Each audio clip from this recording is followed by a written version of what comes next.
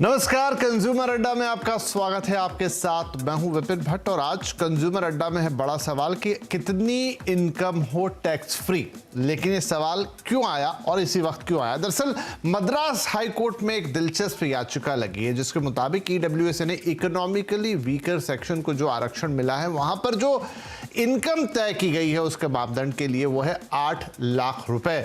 और ऐसे में सवाल ये उठता है कि अगर आप 8 लाख रुपए से कम की इनकम को इकोनॉमिकली वीकर सेक्शन में मानते हैं तो फिर 2.5 लाख से टैक्स की शुरुआत क्यों? क्या ये सही है? क्या ये रैशनल है? क्या ये सही अप्रोच है? इस संदर्भ के साथ ये याचिका लगाई गई है। तो ऐसे में सही बात है, बड़ा प्रश्न उठता है। बजट भी आने वाला है, 2.5 लाख की टैक्स छूट की सीमा बहुत पुरानी हो चली है। तो क्या इस सवाल के अलावा भी ये वक्त आ गया है कि इस सीमा पर एक बार फिर से बात की जाए?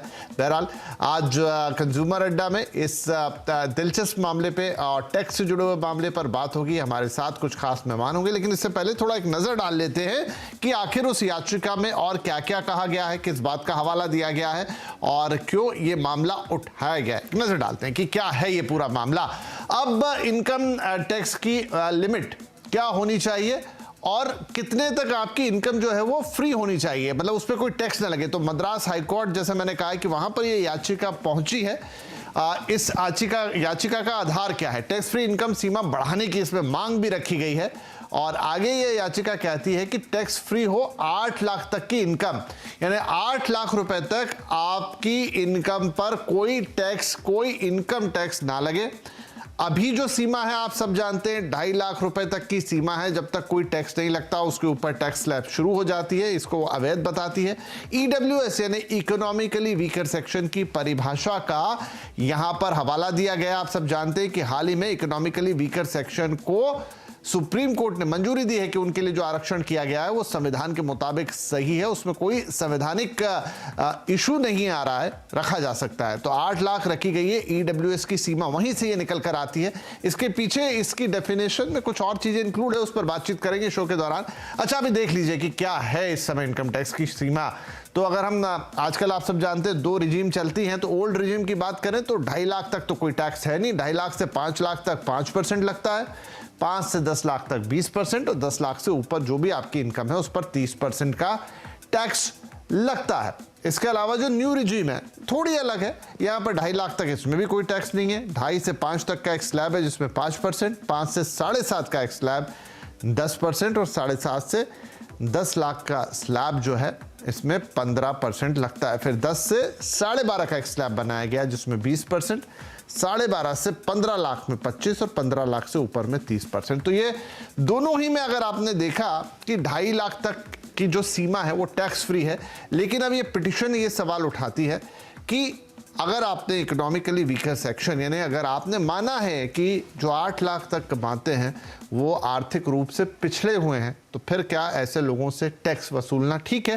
लेकिन आपका इनकम टैक्स तो 2.5 लाख से शुरू होता है। तो चलिए बातचीत करते हैं। हमारे साथ इस कार्यक्रम में जुड़ रहे हैं टैक्स एक्सपर्ट शरद कोहली, देश के जाने माने टैक्स एक्सपर्ट और सुप्रीम कोर्ट के वकील, जिनसे हम जानेंगे कि यह क्या चीज़ है, कैसी है और क्या इसका संविधान से सीधा कोई है, वो भी हमारे साथ जुड़ेंगे।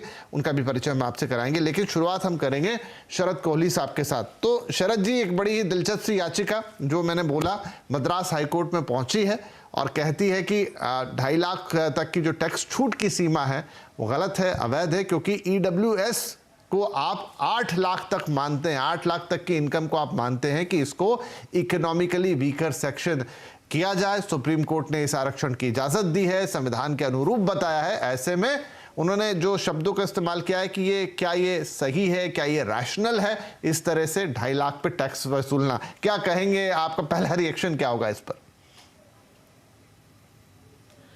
विपिन, देखिए, अगर एब्सोल्यूट टर्म्स में देखें तो वाकई में 2.5 लाख और 8 लाख में बहुत दूरी है।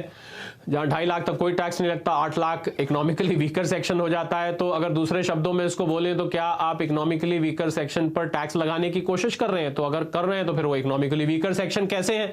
या हम एक पॉलिसी डिक्लेयर कर दें कि हम इकोनॉमिकली वीकर सेक्शन से टैक्स लेना चाहते हैं। ये तो रही याचिका की बात। अब मैं अगर लॉजिक में जाऊं इनकम टैक्स एक्ट के हिसाब से, तो उस लॉजिक के हिसाब से देखिए तो आप एक फंडामेंटल डिफरेंस है यहां पर विपिन, अगर आप ध्यान से नोट करेंगे, जो 8 लाख इकोनॉमिकली वीकर सेक्शंस की लिमिट बताई गई है वो प्रति परिवार है, पर फैमिली है, और जो 2.5 लाख रुपए की आयकर की सीमा है वो व्यक्तिगत है, यानी कि वो इंडिविजुअल के लिए है। तो अगर आप माने कि एक परिवार में 3 से 4 लोग कमाने वाले हैं तो आप 2.5 जोड़े 4 लोग हैं तो 10 लाख हो जाता है, और अगर वो कमाते हैं तो आप मोटा मोटा एक तो ये लॉजिक है। दूसरा लॉजिक ये है कि इस देश में जो टैक्स पेयर्स की गिनती है, जो असल में टैक्स देते हैं, जिसमें मैं उम्मीद करता हूं आप भी हैं, मैं भी हूं, उनकी गिनती 1.5 करोड़ है कुल, मात्र रिटर्न्स फाइल होती है 7 करोड़। अब जैसे ही क्यों, अब है क्या कि 2014 से विपिन ये लिमिट नहीं बदली गई। 2014 से हर साल बजट जब आता है तो लोग मुंह उठाए देखते रहते हैं कि शायद इस बार बढ़ जाए, शायद इस बार बढ़ जाए, पर हर बार उनको निराशा हाथ लगती है। तो मुझे लग रहा है सरकार ने एक पॉलिसी फ्रीज इसमें डिसाइड किया है कि इसको बार बार छेड़ाखानी ना करी जाए, ज्यादा डिडक्शंस एग्जेम्पशंस को ना लाया जाए, एक नई रिजीम की तरफ काम किया जाए, या नए इनकम टैक्स कोड लाने की तैयारी की जाए, वगैरह वगैरह। तो जहां 2.5 लाख इतने टाइम से नहीं बदली है, अगर ये बदलती, मतलब अगर इसमें आप इन्फ्लेशन जो कि हम, और इनकम टैक्स में आपको बताऊं कि कैपिटल गेन एक प्रोविजन होता है जिसमें कॉस्ट इन्फ्लेशन इंडेक्स दी होती है, वो इंडेक्स 2014 में 240 थी, आज वो 331 है। उसके हिसाब से भी अगर मैं इस सीमा को बढ़ाऊं, अगर उस कैपिटल गेन वाली को मैं बेसिक एग्जेम्पशन पर अप्लाई करूं, तब भी आप 3-3.5 लाख रेंज में पहुंच जाते हैं। तो मुझे लग रहा है, देखिए बात मैं और भी करूंगा, पर मुझे लगता है कि दोनों ही एंड से दिक्कत है। 8 लाख EWS के लिए भी ज्यादा है पहली, मेरे हिसाब से। भारत जैसे देश में जहां पर 25,000 रुपए से ऊपर इनकम, विपिन मैं आपको बड़े एक आंकड़ा देने जा रहा हूं, 25,000 रुपए से ऊपर केवल 10% पॉपुलेशन कमाती है। मतलब अगर हम 140 करोड़ हैं तो कुल 14 करोड़ लोग ऐसे हैं जो कि 25,000 रुपए से ऊपर कमाते हैं, बाकी सब उससे नीचे कमाते हैं। तो आप EWS की लिमिट अगर आप 8 लाख रखते हैं तो नेचुरल बात है आप उनको चॉइसेस फ्यू में डाल रहे हैं। मुझे लग रहा है वो भी ज्यादा है, और ये 2.5 लाख भी ज्यादा है। तो इसका अगर, हालांकि समन्वय आप नॉर्मली आखिर में करते हैं, पर हम समन्वय से आगे चलेंगे। मुझे लगता है इसका समन्वय कहीं बीच में है। ये 2.5 लाख को बढ़ के 5 लाख हो जाना चाहिए, उस 8 लाख को भी घट के 5 लाख होना चाहिए, तो ये समन्वय आ जाएगा। इस याचिका की जरूरत नहीं पड़ेगी, कोर्ट को दखल देने का जरूरत नहीं पड़ेगी। ये मैं आपको अपने प्राइमरी अनुवाद में कहना चाहता था, और बड़ी इंटरेस्टिंग डिटेल्स आपके साथ मैं शेयर करूंगा जैसे जैसे आगे डिस्कशन। बिल्कुल बिल्कुल। तो चलिए, रजत धर साहब हमारे साथ जुड़ गए हैं, डायरेक्टर हैं यहाँ पर IIF के, इन्वेस्टमेंट डायरेक्टर इन्वेस्टमेंट है। तो धर साहब, अब इसमें ये तो हो गया है कि इसको, इस याचिका को कोर्ट ने भी स्वीकार किया है और बाकायदा नोटिस भेजा है केंद्र सरकार को और उनसे जवाब मांगा है। तो शायद कोर्ट के भी दिमाग में ये बात आई कि हाँ, ये दोनों चीजों में कुछ डिफ्रेंसिएशन, हालांकि अभी शरद जी ने उसको बड़ी खूबसूरती के साथ उसको थोड़ा सा बाइफरकेट करके बताया कि आप उसे कैसे समझेंगे, कैसे देखेंगे। आप क्या कहेंगे इस पर? बिल्कुल सर, इसमें मैं कोहली साहब के साथ बिल्कुल सहमत हूं, और ये रैदर वो चीज़ हुई जो हम हमेशा चाहते थे सरकार कुछ करे टैक्स की राहत बढ़ाने के लिए, लेकिन जो रास्ता इख्तियार किया वो उन्हें ये नहीं पता था कि इकोनॉमिकली वीकर सेक्शंस के लिए रिजर्वेशन आएगा तो फिर उन पे एक्चुअली वो प्रेशर आएगा जो 2018 से वो नहीं कर रहे हैं। 2017-18 में टैक्स की स्लैब्स के लिए जो लोएस्ट टैक्स स्लैब था 2.5 लाख के ऊपर, उसका लिमिट 10% से रिड्यूस करके 5% किया था। पिछले 5-8 साल में अगर हम इस साल की भी इन्फ्लेशन की दर देखें तो वो नियरली 6.75-7% है। पिछले साल वो 6.5% के आसपास थी। कहने का मेरा मतलब यह है कि अगर इन्फ्लेशन की दर पिछले 5 या 8 साल में 5% बढ़ रही है, 40% का आपका महंगाई बढ़ चुकी है, आपने LTCG लगा दिया, आपने इस साल अप्रैल से EPF के ऊपर, क्योंकि बीच में जो मर रहा है ना, बीच में मर रहा है एक्चुअली वो मिडिल क्लास आदमी जो ना नीचे आ रहा है इकोनॉमिकली वीकर, ना ऊपर। इकोनॉमिकली वीकर सेक्शन तो वैसे ही अपने में वंचित है, लेकिन जो एक्चुअल मार पड़ रही है वो बीच में मिडिल क्लास को है कि जो 2.5 लाख के ऊपर है लेकिन उस लिमिट में नहीं पड़ रहा है। अब इस वजह से क्या हुआ कि अगर आप ये EPF का देखें, GST का देखें, इन्फ्लेशन का देखें, तो LTCG देखें, तो ये अब काफी देर से इट वाज ड्यू कि वो, जैसे कोहली साहब ने कहा कि 2.5 लाख की आप एग्जेम्पशन लिमिट बढ़ा दीजिए कि भाई आप ठीक है टैक्स की स्लैब आप 3.5-4 लाख से होनी चाहिए या 5 लाख से होनी चाहिए, टेक्निकली 5 लाख के ऊपर होना चाहिए। और अगर 80C 80D में कुछ प्रावधान करने हैं, उसमें अगर कुछ राहत देनी है तो वो दीजिए, क्योंकि टैक्सेस इनडायरेक्ट मीन से इतने ज्यादा लिए जा रहे हैं और क्रूड के प्राइसेस की वजह से भी, दूध के ऊपर जो GST और वो पिछली बार लागू हुआ था, तो जेब के ऊपर तो वैसे ही मिडिल क्लास को लिमिटेशंस आ गई हैं। तो जहां तक रिजर्वेशन का सवाल है, यस, टैक्सेस की एग्जेम्पशंस मेरे हिसाब से बढ़ाने का वक्त आ चुका है और इससे बड़ा मौका और नहीं हो सकता है इस बजट में भारत सरकार को कुछ इस रूप में निर्णय लेने के लिए। चलिए, तो भले ये याचिका मद्रास हाई कोर्ट में पहुंची है, अब इसका क्या होगा वो देखने वाली बात होगी, लेकिन मन की बात तो यहाँ सामने कि 2.5 लाख की लिमिट काफ़ी कम है, बजट भी सामने है। हम हर साल लोगों से भी बातचीत करते हैं, शरद जी होते हैं इनफैक्ट वहाँ पे, तो लोगों के भी श्रीमुख से यही निकलता है कि भाई 2.5 लाख बहुत कम है। जी शरद जी, आपने कहा था कि आप इसमें कुछ और इन डेप्थ एनालिसिस हमें बताएंगे, क्या कहना है आपका इसका? अब देखिए, मैंने कहा कि जैसे कोर्ट ने भी मामला एक्सेप्ट कर लिया, उन्होंने केंद्र को भी भेज दिया है कि आप इसका जवाब दीजिए, वो जवाब क्या आता है वो हमें पता चलेगा, लेकिन इस पे अब आप क्या कहेंगे, आप क्या चीजें हमें बताने वाले हैं? देखिए, मैं जानता हूं केंद्र का जवाब किस प्रकार से जाएगा। मैं आपको उसके कुछ पहले से ही राज तो नहीं कहूंगा पर लॉजिक के बेसिस पे उसको खोलता हूं कि क्योंकि जब आप टैक्स कैलकुलेट करते हैं तो वित्त मंत्रालय से क्या जवाब आएगा कि 2.5 लाख एग्जेम्पशन लिमिट नहीं है। एक कैलकुलेशन हम लोग टैक्स गुरु शो करते हैं, उसमें मुझे याद है इंट्रो हमने किया था, उसमें मैंने एक जगह ऐसी कैलकुलेशन दिखाई जहां पर आप 10 लाख तक कोई टैक्स नहीं देते और वित्त मंत्रालय से भी यही आता है। आप देखिए, जो एटीसी की डिडक्शंस हैं, एग्जेम्पशंस हैं, एक 87A में रिबेट मिलता है, इन सब खैर में बहुत ज्यादा टेक्निकलिटीज में नहीं जाता। कुल मिला के बातें कहता हूं कि 2.5 लाख के ऊपर इतनी एग्जेम्पशंस मिलती हैं, जैसे सीनियर सिटीजन है उनके लिए 3 लाख है, सुपर सीनियर सिटीजन के लिए 5 लाख है, पर चलिए इनको भी हम अलग रखते हैं। तो इतनी सारी एग्जेम्पशन, स्टैंडर्ड डिडक्शन वगैरह मिलती हैं कि वित्त मंत्रालय का कहना यह होगा कि असल में ये 2.5 लाख नहीं है, ये 2.5 लाख सिर्फ पेपर्स पे है, कैलकुलेशन के लिए है, पर जो आप एक्चुअल रिटर्न फाइल करते हैं तो वो आपकी 5, 6, 7 लाख तो आम लोगों की पहुंच जाती है, तो उसके बहुत नजदीक पहुंच जाती है। पहला लॉजिक।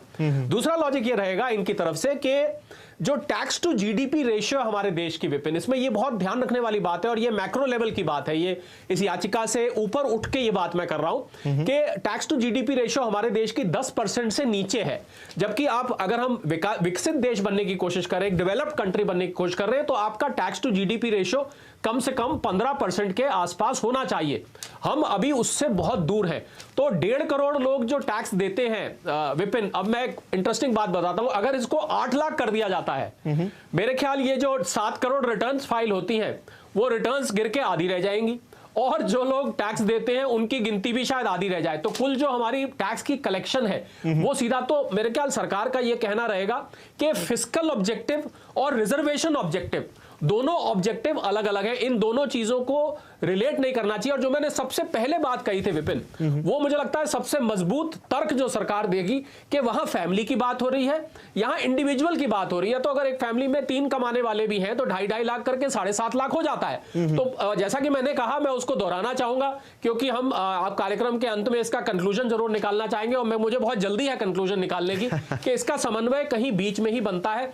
इसका समन्वय 5 लाख में कुछ तुम आगे हाथ बढ़ाओ, कुछ हम आगे हाथ बढ़ाएं, कुछ एग्जेम्पशन लिमिट हाथ बढ़ाएं, कुछ इकोनॉमिकली वीकर सेक्शन के लिमिट को नीचे किया जाए, तो आपको इसका समन्वय बनता दिखेगा। वरना यह बात सच है कि 2.5 लाख बहुत कम है और 8 लाख बहुत ज्यादा है, इस बात को नकारा विपिन नहीं जा सकता। बिल्कुल बिल्कुल, ये बात आपकी बिल्कुल वाजिब है। कोई एक मीडियन तलाशना होगा जिसमें 8 लाख को नीचे लाना पड़ेगा और 2.5 लाख को थोड़ा ऊपर खींचना पड़ेगा। तो धर साहब, यहाँ पर चूंकि ईडब्ल्यूएस में अब पूरी डेफिनेशन अलग है, वहां पर किस तरह से इनकम को जोड़ना है, पूरी फैमिली को इंक्लूड करना है, साथ में उसमें यह भी है कि अदर इनकम्स भी जुड़ती है ना, कि जो इनकम को जोड़ने का क्राइटेरिया वो डिफरेंट है। इनकम टैक्स में आप उसको अलग ढंग से देखते हैं और जो कोहली साहब कह रहे हैं कि वो एक इंडिविजुअल के लिए रहता है और यहाँ एक कलेक्टिव है। बट अब ठीक है, याचिका लगी है तो लगी है, लेकिन ये एक बड़े पैमाने पे ये बताती है कि क्या हम क्या डिफाइन करें। जब हमें डिफाइन करना है कि हमें रिजर्वेशन की तरफ जाना है या कुछ और भी, जहां तक मुझे अंदाजा है तो जो ओबीसी रिजर्वेशन होता है उसमें भी एक जो क्रीमी लेयर वाला कंसेप्ट है कि वहां भी ये सीमा 8 लाख ही है शायद, कि 8 लाख के ऊपर जो है उसे आप क्रीमी लेयर मानेंगे और बिल्कुल सर, मैं आपको बता दूं सर जी, नॉन क्रीमी लेयर ओबीसी के तहत, अब मैं बताता हूं इसमें भी विडंबना कैसी है, मैं कुछ फैक्ट्स आपके सामने रखना चाहूंगा। नॉन क्रीमी लेयर के अंदर ओबीसी को नियरली आरक्षण जो है वो 27% है, लेकिन जो भी SC ST हैं और ओबीसी हैं, इनको कुछ बेनिफिट्स मिलते हैं जो कि इकोनॉमिकली वीकर सेक्शंस को नहीं मिलते हैं। बनस्पत की अपन को 10% कोटा भी दे दो, जैसे पहला मल्टीपल अटेम्प्ट वो दे नहीं सकते, दूसरा एज की रिलैक्सेशन इकोनॉमिकली वीकर सेक्शंस को मिल नहीं सकती, cut off lower economically weaker sections को नहीं हो सकता। तो अब सवाल ये भी आ रहा है तो कम से कम कट ऑफ के लिए इकोनॉमिकली वीकर सेक्शंस के लिए कोई प्रावधान कर दिया जाए या अलग सेटअप बनाए। अगर आप इस पे भी देखें ओबीसी, एससी और एसटी के अगर मैं आंकड़े रखूं 2020-21 और 19-20 के, तो शेड्यूल्ड ट्राइब और शेड्यूल्ड कास्ट में आईआईटी, जिसमें बॉम्बे भी आते हैं, आईआईटी और आईआईएम के अंदर, आईआईटी के अंदर मैं नंबर लूं तो 82% सीटें पीएचडी स्कॉलर्स की खाली थी, 80% 1920 में थी। सिमिलरली शेड्यूल्ड कास्ट के लिए 61 एंड 62% सीटें वैकेंट थी। मतलब कहने का मतलब यह है कि रिजर्वेशन रखी है, इंप्लीमेंट भी हो रही है, लेकिन काफी जगह पे वो फिल भी नहीं हो रही है। अब अगर हम ये कह रहे हैं कि 80% लोग आईआईटी में फ्रॉम एससी एसटी नहीं जा रहे हैं और उनको हालांकि पूरे बेनिफिट्स दिए जा रहे हैं, वहीं पे अगर एक जनरल कैटेगरी का है लड़का या लड़की हैं जिनके पास वो संसाधन नहीं है कि वो पढ़ाई कर सके और वो छोड़ के चले जाते हैं और फिर यहाँ पे छोड़ के चले जाते हैं, तो वो एक दिक्कत आ जाती है। इसमें एक वीकर पॉइंट है, जब हम इकोनॉमिकली वीकर सेक्शन की जब गणना करते हैं या जब हम रूल्स डिफाइन करते हैं, उसमें जो थोड़ा सा एक पेन पॉइंट आता है वो आता है कि जो लैंड होल्डिंग है, लैंड होल्डिंग आपकी 5 एकड़ से कम होनी चाहिए, एग्रीकल्चरल लैंड होल्डिंग। अब चक्कर यह है कि अगर हम भारत के हिसाब से कैलकुलेट करें इनकम बेस्ड ऑन 5 एकड़, वो कह रहे हैं अगर 5 एकड़ है, भले वो ये नहीं कह रहे हैं कि आपकी 5 एकड़ है तो कमा कितना रहे हो। टेक्निकली हिंदुस्तान में 1 एकड़ पे जो केरला के लोग हैं वो हिंदुस्तान में नियरली औसतन 50 या 55 हजार रुपया पर एकड़ कमाया जाता है। अगर उस हिसाब से देखें तो वैसे ही 8 लाख की इनकम नहीं हो रही है, ज्यादा से ज्यादा 8 या 10 लाख की इनकम हो भी जाएगी। लेकिन अगर आप यूपी के किसानों को देखें, जो सबसे बड़ा पॉपुलेटेड प्रदेश है, जनसंख्या और सबसे बड़ी जमीन जहां पे है, जहां पे पॉपुलेशन और खेती बाड़ी है, वहां उनको 31,000 रुपया कम मिलता है as a MSP as compare to farmers जो कि केरल में है। ये रिसेंट रिपोर्ट आई थी। तो मेरा कहने का मतलब ये है कि अगर अब वही एक पेन पॉइंट है, क्योंकि जो ये एग्रीकल्चरल लैंड वाला जो क्राइटेरिया आता है कि किसी के पास अगर 5 एकड़ है, जरूरी नहीं है कि उसकी इनकम 5 एकड़ रखी है। अगर मेरे पास 5 एकड़ के बियाबान पड़े हुए हैं तो मेरी इनकम जस्टिफाई नहीं करेगी, लेकिन मेरे को वो फैसिलिटी और अपॉर्चुनिटी नहीं मिली बनस्पत की मैं जनरल कैटेगरी में।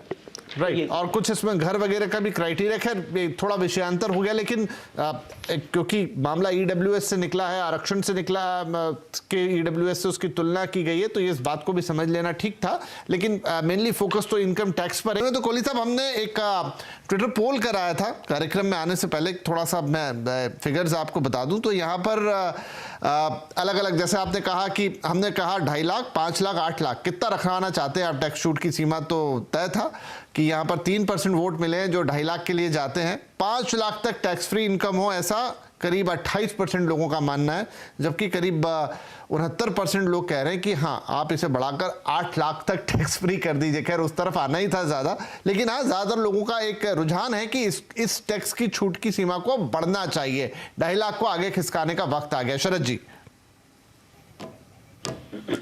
जी हाँ, बिल्कुल। देखिए, 8 लाख तो मैं ये कहूँगा विपिन के दिल बहलाने को गालिब ख्याल अच्छा है, क्योंकि मुझे नहीं लगता कि 8 लाख सरकार इसको करेगी और इसको ईडब्ल्यूएस को वहाँ पहुँचाएगी। हाँ, क्योंकि बस एक बात बहुत ज़रूरी इसमें ये है कि ये इस सरकार का पहला फुल फ्लेश्ड बजट होगा। अगला जो इससे अगला बजट आएगा, यानी 2024 फरवरी में जो बजट आएगा, वो शायद वोट ऑन अकाउंट होगा। तो पहला बजट है। दूसरा, महंगाई से पूरी की पूरी इकोनॉमी इस समय जूझ रही है, तो लोगों के हाथ में जो डिस्पोजेबल इनकम है वो कम है। हमें कंजम्पशन पे प्रेशर दिखाई दे रहा है, कंज्यूमर कॉन्फिडेंस लो है। तो मुझे लगता है इस चीज को देखते हुए अगर ये टैक्स में रैशनलाइजेशन की जाए, लिमिट बढ़ा के या किसी और तरीके से छूट दी जाए, तो इस समय जो अर्थव्यवस्था की या जो वैश्विक अर्थव्यवस्था की, ग्लोबल इकोनॉमी की सिचुएशन है, उसको देखते हुए ये तर्क संगत रहेगा।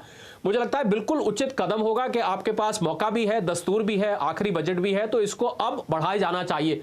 पर सरकार किन लाइंस पे सोच रही है ये तो समय बताएगा। पर मुझे लग रहा है ये जो 8 लाख 2.5 लाख वाली बहस है, इसमें अगर सरकार मान लीजिए ये सोचती है कि हम जो लोग मार्जिनल टैक्स देते हैं, जो लोग मतलब 5,000 7,000 टैक्स देते हैं, तो हम उनको अमीर क्यों माने? हम उनको भी इकोनॉमिकली वीकर, हम ये क्यों मान रहे हैं कि जो थोड़ा सा टैक्स देते हैं वो इकोनॉमिकली वीकर सेक्शन नहीं है? हम ये पहली जो बेसिक एडिफिस जिसको कहते हैं उसको हम लेके चल रहे हैं। अगर आप 5-7 हज़ार टैक्स देते हैं तो आप इकोनॉमिकली वीकर सेक्शन में आ जाते हैं। मान लीजिए उनके घर में 2 ही लोग हैं कमाने वाले, तो फिर तो 4-4 लाख एक के हिस्से में आ गई। और दूसरी बात इसमें अहम ये है विपिन, जो कि सरकार को सोचनी पड़ेगी कि जो लोग टैक्स नहीं देते हैं तो क्या वो इकोनॉमिकली वीकर सेक्शन में आएगा? क्या ईडब्ल्यूएस की 8 लाख की लिमिट के लिए, इसका मतलब अगर मैं टैक्स की चोरी कर रहा हूं, मैं अब एक बहुत जरूरी बात कहने जा रहा हूं, अगर मैं टैक्स की चोरी कर रहा हूं, मेरे को एक मुंबई में टैक्सी वाला मिला और बहुत मेहनत करते हैं टैक्सी वाले, मैं उनका बहुत सम्मान करता हूं, वो महीने का 70-80 हजार रुपए कमाता था। मैंने उससे पूछा विपिन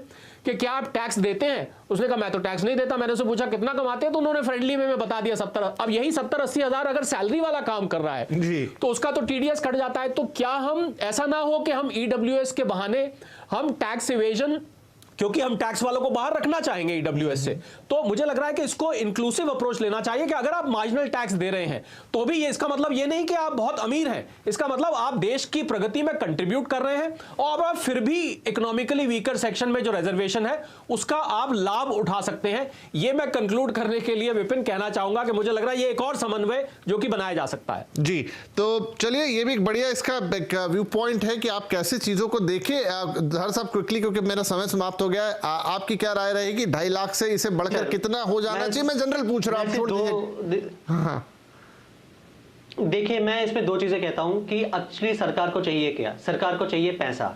पैसे लेने के दो तरीके हैं। एक है कि आप टैक्स में छूट ना दीजिए, लेकिन जैसे कोहली साहब ने सही कहा कि सरकार के पास दो बहुत ही खूबसूरत रास्ते हैं। पहला, जो टैक्स इवेड कर रहे हैं उनको इंक्लूड करना किसी तरीके से।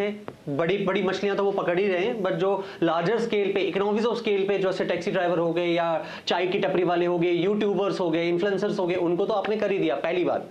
दूसरी बात जो सबसे बड़ी कर सकते हैं, जैसे ये पीएलआई के थ्रू जो फॉरेन इन्वेस्टमेंट्स मंगा सकते हैं। मतलब सरकार को ये फोकस करना है कि भाई मेरे को 10 रुपया बचाना नहीं है, सरकार को ये फोकस करना है कि मुझे 10 रुपया एक्स्ट्रा कमाना कैसे जी। तो मैं खर्चे कम ना करके ये देखो मैं रेवेन्यू सोर्सेज कैसे बढ़ा सकता हूं, ताकि फिर लोगों के लिए, क्योंकि अगला ये साल और अगला साल बहुत अच्छा है, क्योंकि मिडिल क्लास और जो लोअर सेक्शन है दोनों ने मिलकर इस सरकार को बहुमत में लाया था। तो इन दोनों तबकों को साथ में लेके चलने के लिए ये 1.5 या ये 2 साल निर्णायक होंगे, ताकि किसी की चोट ना लगे। ठीक है, चलिए, लेकिन एक बात लग रही है, बाकी सब अपनी जगह इस केस का क्या आगे होता है, क्या जवाब आता है, कैसा जाता है, और बाकी उसके पहलू हमने समझ लिए कि उसमें हाँ क्या है, लेकिन इन जनरल 2.5 लाख की सीमा हमें बढ़ती हुई नजर आए। उम्मीद तो यही करेंगे जो सूरत हाल है इस वक्त की वो थोड़ा सा ऊपर चले। बाकी इस केस का क्या होगा वो हम आगे वक्त में देखेंगे, जो भी होगा आपको जरूर बताएंगे। लेकिन बजट करीब है, उम्मीद तो यही होगी हमारी भी वित्त मंत्री जी से कि भाई थोड़ा इस 2.5 लाख की सीमा को थोड़ा आगे बढ़ाएं, ताकि इस समय जो थोड़ी सी तकलीफें, महंगाई, रिसेशन, ये सब दुनिया जमाने भर की बातें हो रही है, वहां पर थोड़ी राहत लोग महसूस करें। और हो सकता है इससे लोग इनकम टैक्स का दायरा भी बढ़ता हुआ नजर आए और ज्यादा लोग टैक्स के लिए आगे आए। तो चलिए इसी के साथ कार्यक्रम को समाप्त करेंगे और आप सभी का इस कार्यक्रम में शामिल होने के लिए बहुत शुक्रिया। नमस्कार।